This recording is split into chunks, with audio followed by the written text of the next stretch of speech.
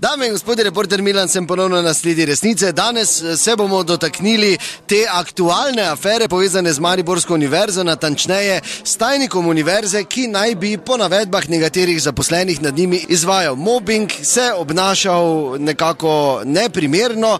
Zaokrožilo je tudi eno pismo naokrog in zato sem se odpravil na univerzo in uspel dobiti pred mikrofon gospo, ki je ena od, tako se pravi, neposredno prizadetih. Torej, gospa, povejte. Dober dan, kaj glas boste spremenili? Seveda.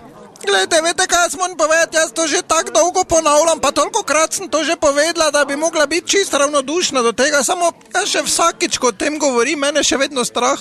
Ja, dajte konkretno kaj povedati, prosim, kaj je ta gospod vam domnevno rekel? Veste, kaj vi morate vedeti, ker to niso nori ljudje, to so izredno pametni ljudje, oni znajo to zaviti v celofan in to se je postopoma začelo od teh, recimo, to je bilo enkrat pri začetku, pridi malo z mano v arhiv, pa stopi gor na najvišjo polico, pa mi poišče arhiv pa to je fascikl od Franca Jožefa, sicer ne vem zakaj, on vmes je rekel, daj noge bolj narazen, daš bolj stabilna, on pa je pod mano stal z nekim metrom, kao da nekaj meri. Dobro, ja, in če?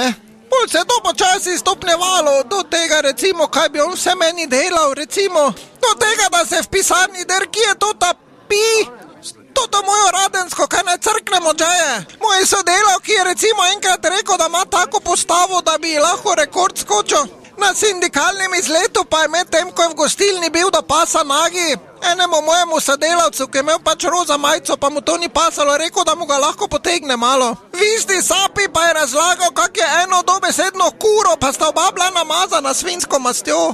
Morate vedeti, to je za biti taki hiter izbor, na hitro sem samo nekaj takih zbrala, tega je ohoho. Ja, dobro, hvala lepa, gospa, zdaj upam, da bom gospoda tajnika uspel najti, gre malo tu po hodniku, tam gre gospod tajnik, reporter Milan, pardon. Ja, pardon, lahko imate minuto? Ja, veš, da imam vedno minuto. Kak vi odgovarjate na te obtožbe o mobbingu? Ja, na kire zdaj, ne vem, ogromno jih je.